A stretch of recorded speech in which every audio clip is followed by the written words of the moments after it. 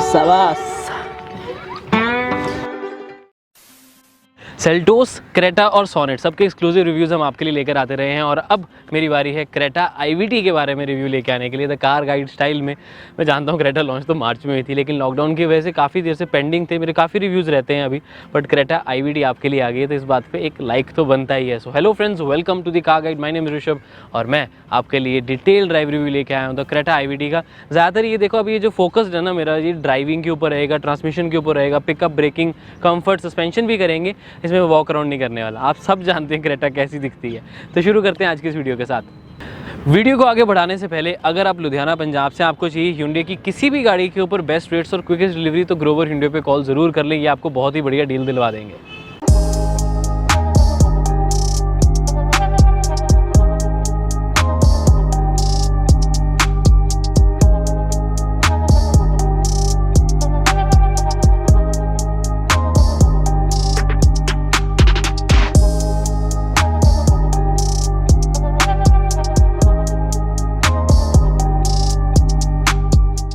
अब हम शुरू करते हैं IVT, क्रेटा IVT की ड्राइव के साथ। फाइनली हमें मौका मिल रहा है। चलाई तो थोड़ी सी पहले भी थी लेकिन रिव्यू रहता था, और अब रिव्यू की जब बारी आई है तो स्पेसिफिकली मैं इसको सिटी में ड्राइव करने वाला हूँ, बिकॉज मेजरली लोग IVT लेने वाले हैं इसको सिटी में। ऐसे नहीं कि कोई खूबसूरत गोवा वाली जगह पे ले जाऊँ मैं और एक लंबी लॉन्ग हाईवे की ड्राइव पे निकलूँ और आपको रिव्यू दे दूँ। नहीं, IVT की सिटी में रिव्यू आई थिंक बेटर रहेगा। हालांकि हम थोड़ा सा हाई स्पीड पे भी चला के देखेंगे इसको, बट अब शुरू करते हैं IVT के रिव्यू के साथ। तो यहाँ पर सबसे जो अच्छी चीज़ मुझे लगती है ना IVT के बारे में, वो ये है कि इसमें आपको हीटिंग इशू नहीं मिलता जैसे कि आपको DCT में मिलता है। अगर आप ज़्यादा ट्रैफिक में हो, ऐसा नहीं कि हर DCT में आपको हमेशा मिलेगा ही मिलेगा प्रॉब्लम, बट ये है कि उसमें जब भी आप ट्रैफिक में फंसे हैं, आपको ज़्यादा उसको ड्राइव मोड पे रखना पड़ रहा है और हाफ ब्रेक का प्रेस करें, तब DCT हीटिंग इशू डेफिनेटली आता है, कोई भी गाड़ी हो। एंड जो अब क्रेटा IVT है उसमें ये चीज़ नहीं है, आप उसको ड्राइव मोड पे ज़्यादा रख सकते हो, कोई आपको प्रॉब्लम नहीं आएगी। सेकंड जो मेरे को एक सबसे अच्छी चीज़ लगती है, low maintenance, because this is a naturally aspirated engine. तो यहाँ पर टर्बो चार्ज की मेंटेनेंस माइनस हो जाती है, वो यहाँ पर नहीं है, तो आपको ज़्यादा सर्विस कॉस्ट नहीं आएगी इन दिस केस। और इसमें IVT, अब जो Hyundai वालों ने क्या किया, IVT नॉर्मली दूसरी कंपनी की जो दूसरी गाड़ी आती है जिसमें IVT है उसमें आपको टॉप मॉडल में IVT नहीं मिलता, वो एक निराश करने वाली बात थी। इसमें ये बहुत अच्छा है कि SX और SX ऑप्शनल दोनों में आपको IVT मिलता है, सारे फीचर्स मिलते हैं, चाहे आप उसमें मैनुअल लेना चाहते हैं उसमें SX में, और टॉप में अगर आप SX ऑप्शनल लेना चाहते हैं विद द IVT तो आपको वो ऑप्शन मिल जाती है, विच इज़ रियली गुड, क्योंकि आपको यहाँ drive mode, traction control, paddle shifters भी आपको मिलेंगे SX में और SX ऑप्शनल में भी। तो ये सारी चीज़ें इस गाड़ी को स्पेशल बना जाती हैं। और ऑनेस्टली बताऊं, मुझे DCT के कंपैरेटिवली IVT वाला ये मॉडल ज़्यादा अच्छा लगता है, बिकॉज एक तो ड्यूल टोन इंटीरियर मिल जाता है और बेटर अलॉय व्हील्स भी हैं, चाहे SX ऑप्शनल में जब हम बात करते हैं, SX में तो सेम मिलते हैं। तो अब जैसे हम ट्रैफिक में फंसे हैं, कंटिन्यूसली ड्राइव मोड पे किस तरह का कोई प्रॉब्लम यहाँ नहीं है। मैंने लगातार ब्रेक के ऊपर पैर ही रखा है, बट मैं रेकमेंड करूँगा चलो वैसे ही सेफ साइड पे रहने के लिए, जब आपको पता है कि आप रेड लाइट पे आप उस गाड़ी को न्यूट्रल कर लिया करो। अब वापस ड्राइव मोड पर आ गए हैं, चलें। अगर आप स्टीयरिंग, सस्पेंशन, ये सब चीज़ें देखना चाहते हैं ना, तो आप क्रेटा के दूसरा रिव्यू देख लें, बिकॉज इस पर मैं स्पेसिफिकली ट्रांसमिशन और एक्सेलरेशन ब्रेकिंग के बारे में ज़्यादा बात करने वाला हूँ। तो यहाँ पर अब हम इसको एक्सेलरेट करके देखेंगे। गाड़ी चलाने में तो वैसे बड़ा मज़ा आता है, लोग मुड़ के देखते हैं और वैसे भी अच्छी है गाड़ी। अब IVT में एक्सेलरेशन की प्रॉब्लम रहती है। अब ड्राइव मोड नॉर्मल पे है, ठीक है, मैंने स्पोर्ट्स मोड या नहीं किया कुछ भी। अब मैं एक्सेलरेट करना चाहता हूँ तो 3, 2, 1 ये मैंने पेडल रखा। अब ये जो रबर बैंड इफेक्ट आता है ना, जिससे 1 सेकंड का जो डिले है, ये कई लोगों को बॉदर ज़रूर करता है, लेकिन अगर आप इसको कम करना चाहते हैं तो आप ड्राइव मोड को चेंज करके स्पोर्ट्स मोड पे कर सकते हैं, तब आपको ये डिले बहुत कम मिलता है, हाफ सेकंड से भी कम में हो जाता है, तब आपको ओवरटेक करने में किसी तरह की कोई प्रॉब्लम नहीं आएगी। लेकिन वही है, स्पोर्ट्स मोड में थोड़ी सी माइलेज ज़रूर कम हो जाती है और उसके अलावा कोई दिक्कत नहीं है। वीडियो को कंटिन्यू करने से पहले एक इंपॉर्टेंट मैसेज, अगर आपके पास एक पुरानी गाड़ी है जिसे आप सेल करना चाहते हो तो Cars24 जेन्युइनली बहुत अच्छी ऑप्शन है। आपको बेस्ट रेट्स तो मिलते ही मिलते हैं, होम इंस्पेक्शन के ऑप्शन भी अवेलेबल है, इंस्टेंट पेमेंट्स भी, और सबसे अच्छी चीज़ पता है क्या है, सेफ्टी एंड सिक्योरिटी। कोविड को लेकर भी और साथ के साथ आपको मिल जाती है डॉक्यूमेंट्स की सेफ्टी, इतना पंगा नहीं लेना पड़ता। तो Cars24 जेन्युइनली काफ़ी अच्छी ऑप्शन है और आपको बहुत सारी सिटीज़ में इनकी ऑप्शन मिल जाती है। अपनी गाड़ी की बेस्ट वैल्यू जाननी हो तो Cars24 बिल्कुल सही ऑप्शन है। डिस्क्रिप्शन में आपको लिंक मिल जाएगा, अपॉइंटमेंट बुक करा लें अभी के अभी।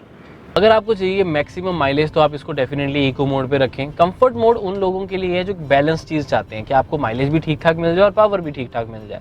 और ऑफ कोर्स स्पोर्ट्स मोड तो पावर एंथुजियास्ट यानी कि कार एंथुजियास्ट जो प्रॉपर पावर में चलाना चाहते हैं उनके लिए। आई थिंक मैं पर्सनली कंफर्ट मोड प्रेफर करता हूँ।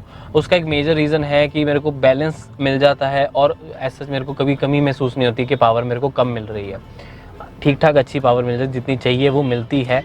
एंड अच्छी बात वही आ जाती है कि आपको काफ़ी कम मेंटेनेंस और कम कॉस्ट में भी, क्योंकि टर्बो चार्ज नहीं है, नेचुरल एस्पिरेटेड है, तो इसकी इनिशियल कॉस्ट भी बड़ी कम है। एसएक्स आपको पंजाब में ऑन रोड अप्रॉक्सीमेटली 15 लाख पड़ता है विद ऑल द टैक्सेस। और ऑब्वियसली प्राइस वगैरह का आप डीलर्स के साथ ही एग्जैक्ट देखें, ये मैं आपको एक एस्टिमेट आइडिया दे रहा हूँ। बट वही बात आ जाती है कि एक value for money variant SX एक अच्छी ऑप्शन है फॉर दी 1.5 पेट्रोल जिनकी रनिंग कम है और आपको पावर से ऐसा इससे शिकायत नहीं होने वाली है। अगर मैं स्पेसिफिकली बात करूं डिले की, जैसे हम बात कर रहे थे अभी, this is on eco mode, तो इको मोड में भी मेरे को किस तरह का कोई डिले नहीं इतना महसूस होता, मतलब बहुत थोड़ा आपको पता लग जाएगा। आप अगर इसको 2-3 घंटे गाड़ी को चलाएंगे ना तो आपको एक आइडिया हो जाएगा कि हाँ इतना किसमें डिले है और मेरे को उस अकॉर्डिंगली ओवरटेक करना है इसको। मैं बात करना चाहूँगा अब यहाँ पर NVH लेवल्स की। अब being a 1.5 litre naturally aspirated engine तो ये बहुत बहुत बहुत रिफाइंड है और आपको वाइब्रेशंस अंदर बिल्कुल भी नहीं आएंगी। ना आपको स्टीयरिंग पे वाइब्रेशन फील होती, ना आपको गियर लीवर के ऊपर होगी, ना ही आपको ब्रेक या एक्सीलरेटर के आसपास होगी। क्लच तो ऑफकोर्स है ही नहीं तो यहाँ पर आपको ऑफकोर्स वाइब्रेशंस नहीं मिलती हैं। नॉइज़ भी आपको तब मिलती है जब आप 2500 आरपीएम या 3000 आरपीएम क्रॉस करते हो, उसके बाद ही आपको ज़्यादा नॉइस अंदर आनी शुरू होती है। उसके अलावा नहीं, उससे पहले काफ़ी रिफाइंड है। स्पेशली आइडल कंडीशन में तो पता ही नहीं लगता कि गाड़ी ऑन भी है या नहीं। वो मैंने आपको जब क्रेटा का अपने 1.5 पेट्रोल मैनुअल का एक्सक्लूसिव रिव्यू लेके आया था आपको, आई थिंक 19 मार्च को ही, जब गाड़ी लॉन्च होने से 1-2 दिन बाद ही मैं आपके ले आया, तो उसमें भी मैंने यही बोला था कि रिफाइंड तो इंजन ये बहुत है। अब एक्सेलरेशन में ना एक और बड़ा इंपॉर्टेंट एस्पेक्ट होता है कि आपको जो लो एंड टॉर्क है या मिड रेंज भी है, हाई रेंज भी है, वो किस तरह का मिलता है। बिकॉज क्या है कि अब इसका जो टॉर्क है वो इन नंबर्स तो इतना अच्छा आपको नहीं लगेगा कि यार बड़ी कम पावर है, बड़ी कम पावर है। नो डाउट है, थोड़ी सी है as compared to other transmission options जो आपको मिल जाती है, ट्रांसमिशन और इंजन ऑप्शंस जो आपको क्रेटा के साथ मिल जाती हैं, तो 1.5 डीजल एंड 1.5 पेट्रोल। बट अगर हम इसी में स्पेसिफिकली मैं बात करूँ 1.5 पेट्रोल में, तो लो रेंज ज़्यादा ना इसका देखो माइलेज ओरिएंटेड है कि आपको माइलेज ज़्यादा दे। 1500 आरपीएम तक आपको कोई ज़्यादा ऐसे पावर नहीं मिलेगी आपको, बिकॉज वहाँ इंजन कोशिश करता है, ट्रांसमिशन कोशिश करती है कि आपको एक बढ़िया माइलेज दे दे। जो सही आपको पावर मिलनी शुरू होती है ना वो 2500 आरपीएम से मिलनी शुरू होती है, जब आपको एक वो पंचीनेस है वो आपको फील होगी कि हाँ यार एक बढ़िया पंचीनेस मेरे को आ रही है। अगर all the way rev up करने की बात करूँ तो 6000 तक इसका हाई बैंड जाता है पूरा, उससे आगे ये नहीं जाएगा और जाना चाहिए भी नहीं। लेकिन वहाँ तक पावर इसकी काफ़ी हद तक डेड हो जाती है। सही पावर इसकी 2500 से लेकर 5000 तक के आसपास रहती है जब आपको पावर उसकी मिल रही है, टॉर्क भी आपको मिल रही है।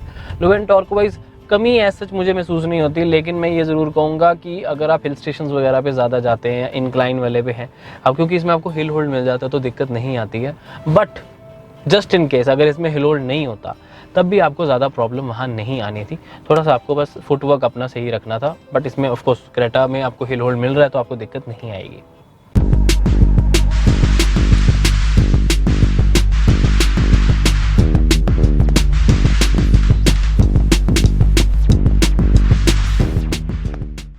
एक इम्पॉर्टेंट बात मैं आपको बताना चाहूँगा, मुझे भी पहले जब स्टार्टिंग में ये चीज़ नहीं पता थी, बाद में पता लगी थी कि इवन जो आपको ये IVT आता है ना, ये भी 7 स्पीड है, ये 6 स्पीड नहीं है। पहले मुझे था कि ये 6 स्पीड है, बट ऐसा नहीं है, दिस इज़ 7 स्पीड। जब आप यहाँ से शिफ्ट करते हो ना पैडल शिफ्टर से, या फिर अपने गियर लेवल को मैनुअल मोड पे शिफ्ट करते हो और वहाँ से गियर अपने चेंज करना चाहते हो, तो आपको पता रियलाइज़ होता है कि हाँ ये 7 गियर्स तक जाता है। इसलिए कहता हूँ ना IVT बहुत बढ़िया ऑप्शन है, डेफिनेटली आपको परचेज़ करनी चाहिए। अब मैं ऐसी ग्राउंड में गोल गोल घुमा रहा हूँ आपको बात बताने के लिए, और कुछ नहीं। ट्रांसमिशन में ना कई लोग मुझसे ये भी पूछते हैं कि जो गियर लीवर है उसकी क्वालिटी कैसी है, तो gear lever quality is really good. Leather मेरे को ऊपर मिल जाता है एंड कोई टक टक की आवाज़ नहीं, कोई कुछ नहीं, बड़ा स्मूथ इसकी शिफ्ट्स हैं। गियर शिफ्ट्स आपको जो जब चेंज करने होते हैं आपको ड्राइव पे या स्पोर्ट्स मोड पे चेंज करना चाहते हैं इसको, तो वो भी आप कर सकते हैं। सिर्फ अपने गियर लीवर को ऐसे करके राइट की तरफ को करना है एंड देन आप इसको प्लस माइनस यहाँ पर कर सकते हैं। This is the first gear और अब मैं सेकंड में चला गया।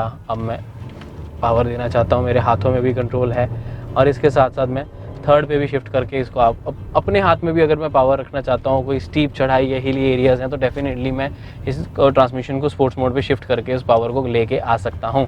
और अगर आपको वो नहीं भी चाहिए, उससे भी एक थोड़ी सी अच्छी चीज़ चाहिए जो मेरी पर्सनल फेवरेट है, वो है the paddle shifters. Paddle shifters में क्या है कि आप जब भी गियर चेंज करना चाहते हो तो इजीली कर सकते हैं। आपको सिर्फ एक माइनस प्लस करना है। अब ये थर्ड गियर है, इसको भी और पावर चाहिए, मैं सेकंड में शिफ्ट हो जाऊंगा और मेरे को पावर मिलेगी। डेफिनेटली नॉइस भी अंदर थोड़ी सी बढ़ जाती है, बट पैडल शिफ्टर्स हैं उनका अपना ही एक फ़न होता है। क्योंकि पावर आपके हाथ में, मतलब मैनुअल के मज़े भी मिल जाएंगे और ऑटोमेटिक की ईज़ भी मिल जाएगी। तो किसको ये चीज़ ना पसंद आए, मैं नहीं मानता, सबको पसंद आती है। और मुझे तो डेफिनेटली पैडल शिफ्टर्स बहुत बढ़िया लगते हैं। स्पेसिफिकली अगर आपको एक पावरफुल इंजन मिल जाए और एक बढ़िया ट्रांसमिशन मिल जाए जिसमें जर्क्स ना फील हो, तो मज़ा ही आ जाता है। अब जब आप इसमें पैडल शिफ्टर्स यूज़ करते हैं तब आपको थोड़ा सा जर्क तो नहीं मैं कह सकता, बट हाँ आपको फील होता है कि हाँ कुछ गियर शिफ्ट हो रहे हैं, स्पेसिफिकली बिकॉज आरपीएम की वजह से और इंजन की जो रेविंग है वो आप रियलाइज़ करते हो कि हाँ फ़र्क आ रहा है और आपको पिकअप वो मिलती है। सेकंड हुआ, अब ये भागी गाड़ी, अब मैंने बढ़ा दिया गियर। और ये जो पैडल शिफ्टर्स के बेनिफिट है ना, ये मेरे को बहुत अच्छा लगता है कि आपके हाथ में कंट्रोल है सारा, दोनों तरफ आपको हाथ इधर उधर करने की ज़रूरत नहीं है। और ये ज़्यादा काम पता कब आता है, जब आप हाईवे पे ओवरटेक करना चाहते हो, एक चीज़। सेकंड ये काम आता है जब आप हिल स्टेशंस पे हो और आपको जल्दी गियर डाउन करने होते हैं, तो आपको वहाँ बहुत हेल्प मिल जाती है। तो definitely paddle shifters really good. बात करें अगर रियल लाइफ माइलेज की, तो बहुत लोग पूछ रहे हैं कि आईवीटी में माइलेज कैसी है। तो सिटी में आपको 12.5 के आसपास, हाईवे पे 15-16, लाइट फुट हाईवे पे अगर आप चले जाते हैं तो definitely you can expect around 18-19, but ज़्यादा नहीं। बट ये बहुत रेयर केस है, कईयों की 20-21 भी आ रही है, बट वही बात रहती है, काफ़ी रेयर केस है। बट ऑन एवरेज यही आपकी माइलेज रहेगी। तो एक लेकिन बढ़िया डिसेंट माइलेज है यार। देखो सिटी में आपको और क्या चाहिए, इससे ज़्यादा क्या ही मांगते हो आप। एक पेट्रोल 1.5 नेचुरल एस्पिरेटर से I think more than enough.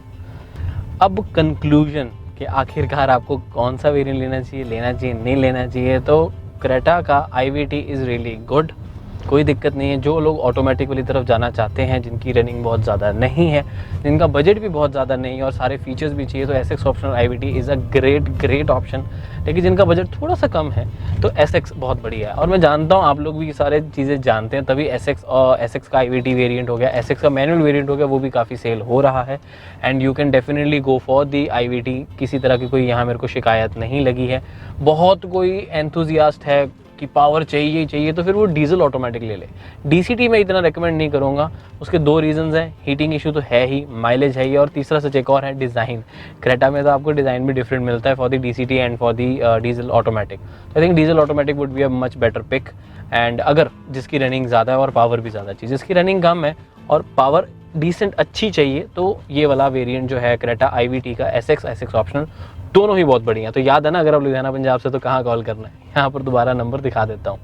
तो ये था मेरी तरफ से क्रेटा IVT का detail review, the car guide style. उम्मीद है वीडियो आपको अच्छी लगी होगी, और यहाँ तक देख लिया तो अच्छी लगी ही होगी। तो लाइक ज़रूर कर दें एंड कमेंट करें अपना ओपिनियन कि आप और कौन सी गाड़ी का देखना चाहते हैं, इस गाड़ी के बारे में क्या सोचते हैं, क्रेटा ले ली या नहीं ले ली, कौन सा मॉडल सोच रहे हैं, ये भी बता दें। इनफैक्ट अगर आप लेटेस्ट न्यूज़ के दीवाने हैं तो हम इंस्टाग्राम पर फॉलो कर लें, बिकॉज हमारी वीडियो आने से पहले किसी भी न्यूज़ रिलेटेड टॉपिक पे सबसे पहले आर्टिकल लिखा जाता है, तो वहाँ पर आपको उसकी नोटिफिकेशन भी मिल जाएगी। और साथ के साथ सब्सक्राइब किया कि नहीं किया तो वो भी कर लीजिए और बेल आइकन पर क्लिक करें। मिलता हूँ आपसे अगली वीडियो में। Until then drive safe and take care, bye bye.